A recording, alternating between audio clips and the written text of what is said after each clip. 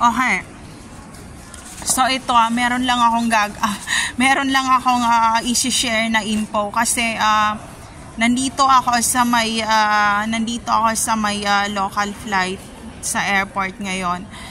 Yung naging principal pala kung saan ako nag-aaral nung high school, siya ngayon ay nasa Marine Corps na rin sa may Baguio, and nakita ko siya, and kung siya ay buhay pa siya, and ayun, nagkatitigan lang kami sa Baguio. Nasa Baguio na siya ngayon and retired na siya na principal, and ayun, kailangan kong puntahan yung school na yun, na high school kung saan ako nag-high school, na public school, and maraming mga aswang doon sa sa school na yun na nag-aaral, and pag hindi ka talaga matalino, mami-meltdown ka dahil hini-hypnotize nila yung mga bata para makakuha ng 0 score. And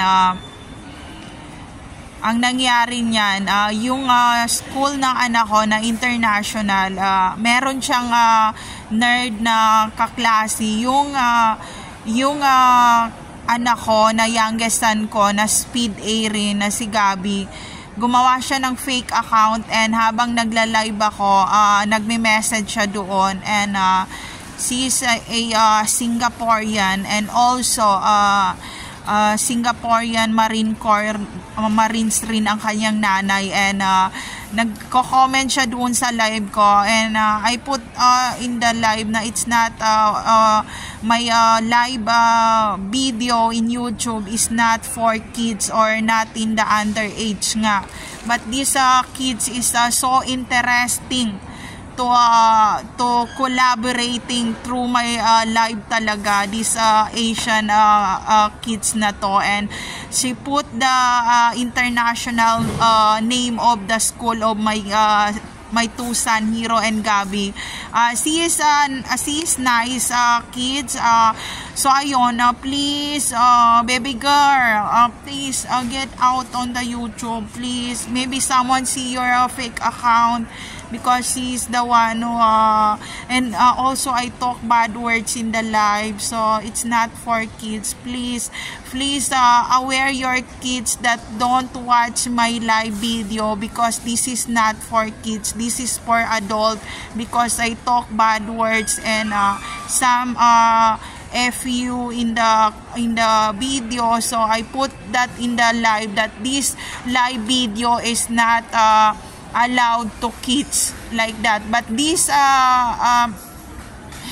elementary girl always put a message, so I don't wanna rename her, but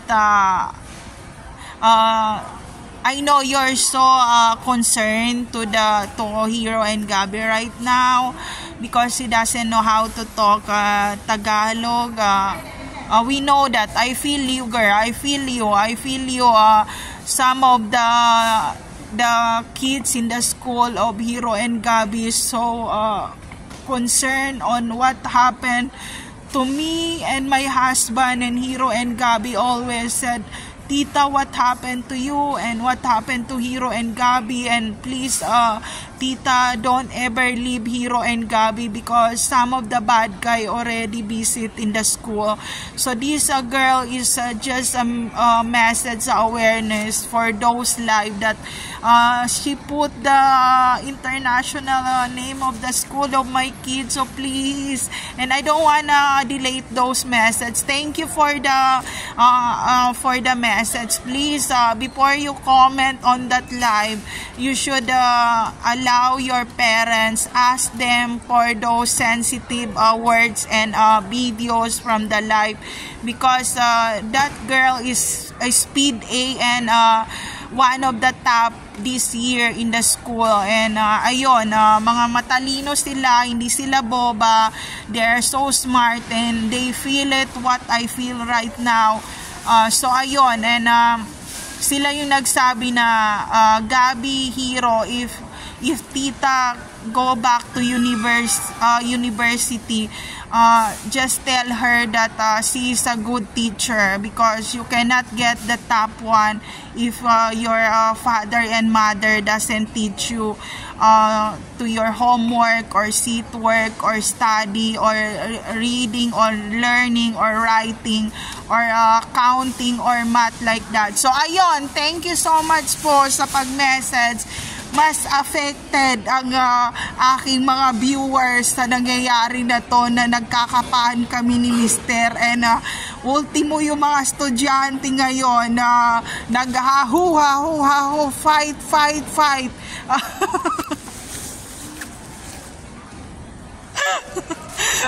ang daming na ano talaga, ultimo mga teacher ni Hero, ni Gabi, ganyan.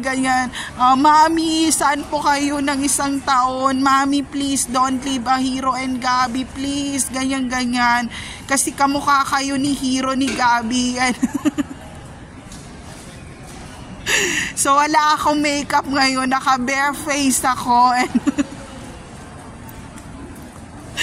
affected tayong lahat. So ngayon, mamaya na ako lalabas dito sa airport kapag meron ng araw, kasi ngayon ay 4, magpa 5 pa lang, and baka masemplang ako and umuulan sa labas. So dito muna tayo. So ito yung view dito.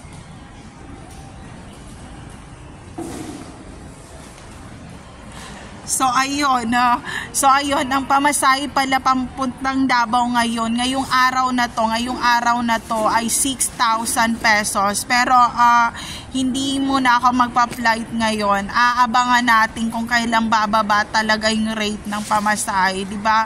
So mag-aantay tayo, and close pa yung airport sa may Cotabato City. I'm so thankful dahil na-videoan ko nung first visit ko talaga ng Cotabato City, Mindanao. Yung airport talagang nag-airport talaga akong i-slide yun. In-airportan ko i-edit yun. At higit sa lahat, nasigawan ako ng mga Marines sa airport na, ma'am, paki-turn off po yung camera, ganyan, paki-turn off kasi not allowed to talk a video in this area. And sabi ko, okay, na-turn off ko na. Tapos biglang, i-delay po. Sabi ko, bye. Tapos tumakbo ako. Sabi, pakihabol nga sa may... Lagi na lang ako hinahabol talaga. So, ayun. Pati yung mga kaklase ng mga anak ko, talaga nagiging sensitive sila kasi nag-grouping chat yan mga teenager na kasi yan hindi mo maalis sa kanila.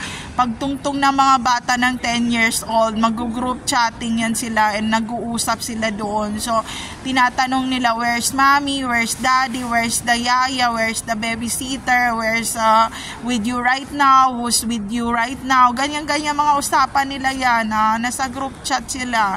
So ayun, magkakapaan yan sila sa group chat para malaman nila kung saan yung isa't isa, di ba?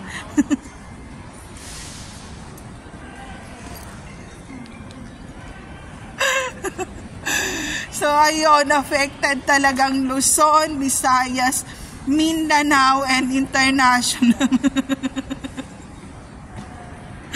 So see you later, friends.